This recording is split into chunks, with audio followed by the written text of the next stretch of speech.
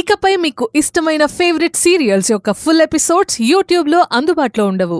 కేవలం సన్నెక్స్లో మాత్రమే ఫ్రీగా చూడొచ్చు.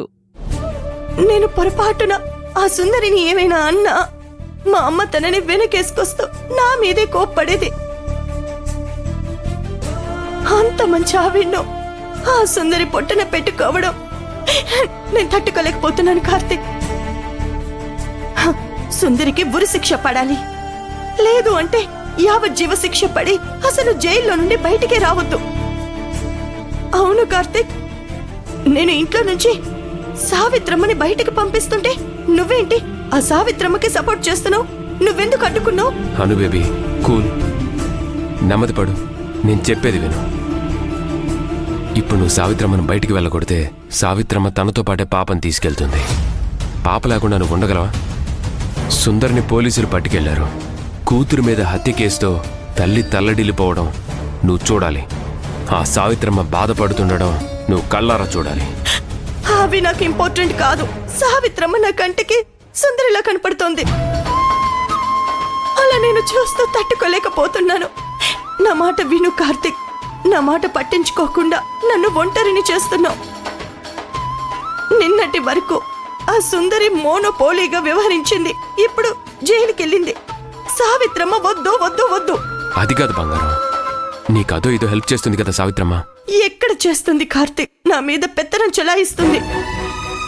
నేను అవన్నీ చూసుకుంటాను, నువ్వు నిదానంగా ఉన్నాను బేబీ. ఆ సుందరికి ఎలాగో శిక్ష పడుతుంది, అప్పుడు మనం ప్రశాంతంగా ఉండొచ్చు. సుందరి నేరస్తురాలని తేలాక చిన్నగా ఈ విషయాన్ని ఆధారం చేసుకుని ఆ ఆస్తిని మనం రాబట్టుకోవచ్చు. సరే కార్తిక్, నువ్వు చెప్పినట్టుగానే వింటాను.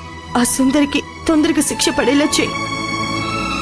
అప్పుడు మా అమ్మ ఆత్మ శాంతిస్తుంది, నాకు ప్రశాంతంగా ఉంటుంది.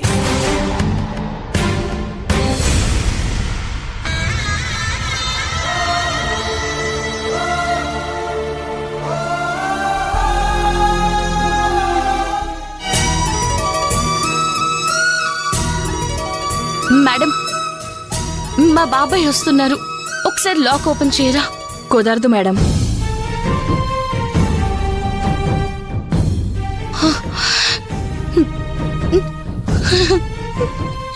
ఏంటమ్మా సుందరి ఈ పరిస్థితి? నిన్నిలా పోలీస్ స్టేషన్లో సెల్లో చూడాల్సి వస్తుందని కల్లో కూడా ఊహించలేదు. బాబాయ్, నాకేం కాలేదు బాబాయ్.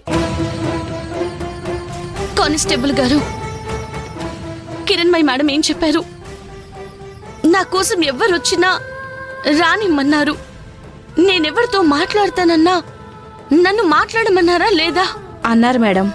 అయితే 2 నిమిషాలు సెల్ ఓపెన్ చేయండి. ఇక్కడే ఆ పక్కన మా బాబాయ్తో మాట్లాడతాను.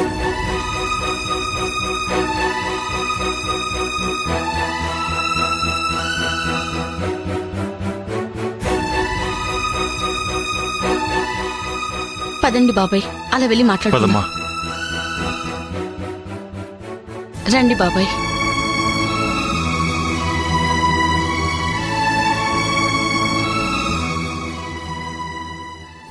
ఏంటి బాబాయ్ ఆ కంట్లో ఆ కన్నీళ్ళు?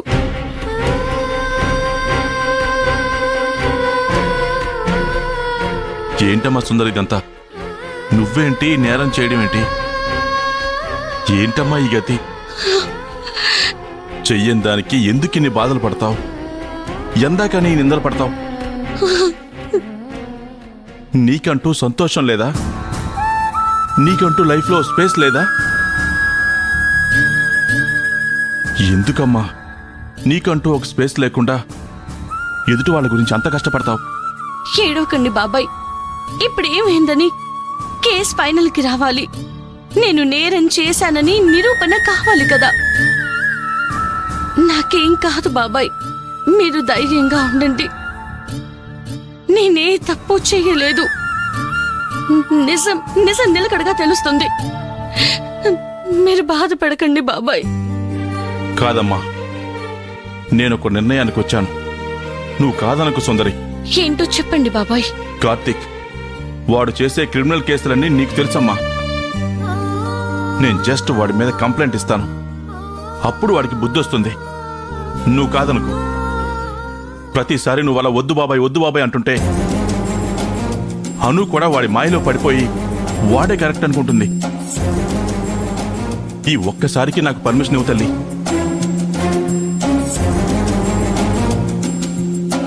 సరే బాబాయ్, మీరు చెప్పింది కూడా కరెక్టే.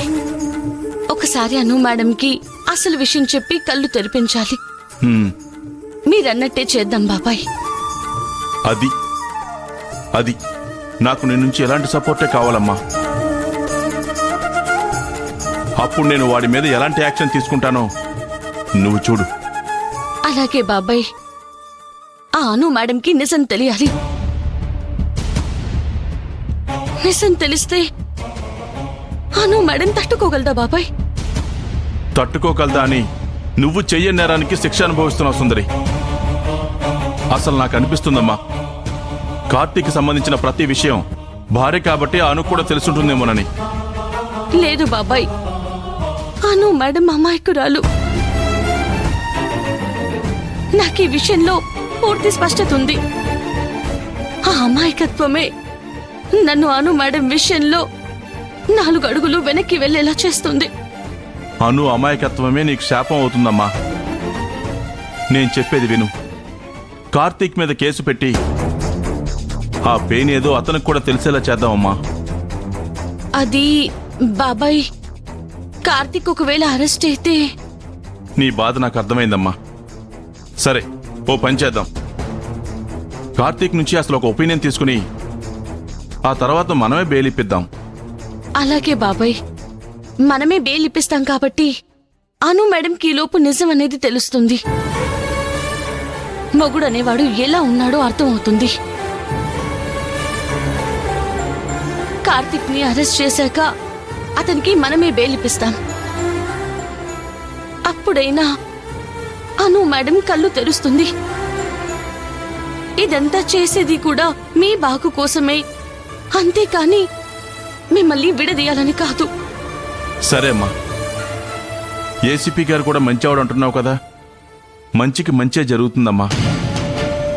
నాకు తెలిసిన ఒక లాయర్ గారు ఉన్నారు.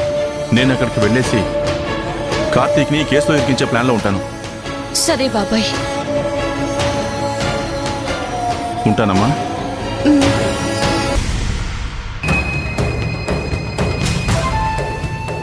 కాంతమ్మా,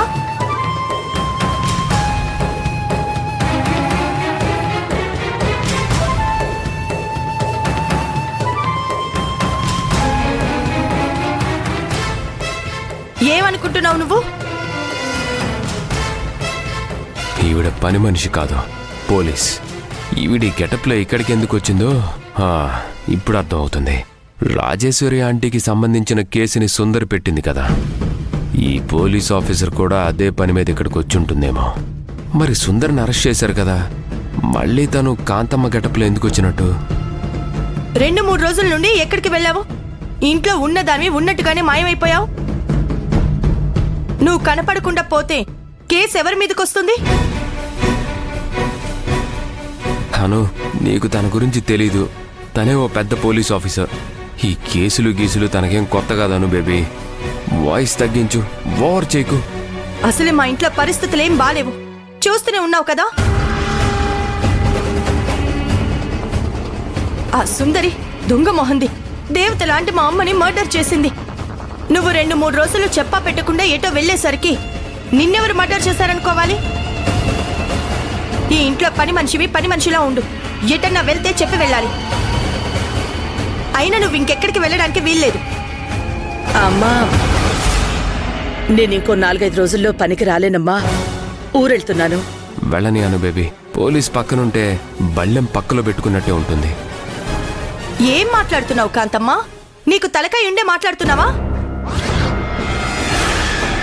ఇంట్లో పరిస్థితిని చూసి కూడా నీకు ఆ మాట ఎలా వస్తుంది? నాకు కోపం తెప్పించుకో. నువ్వు ఎక్కడికి వెళ్ళడానికి వీల్లేదు. నోరు మూసుకొని ఇంట్లో పని చేసుకుంటూ పడుండు. అది ఏంటను బేబీ, ఆవిడకేదో పనుందంటుంది కదా. 4-5 రోజులు వెళ్తే వెళ్ళింది. ఈలోపే ఏం కొంపలు మునిగిపోతాయి? కావాలంటే మంచి పని మనిషిని ఇంకో ఆవిడ్ని నేనే తీసుకొస్తాను. కార్తీక్, అవునను బేబీ, ఎవరికి ఏం శాశ్వతం కాదు కదా. పని మనిషిని పట్టుకొని అదే ఇంకో పని మనిషిని తీసుకొస్తాను. అంతేగాని కాంతమ్మ గారిని ఏమనుకో.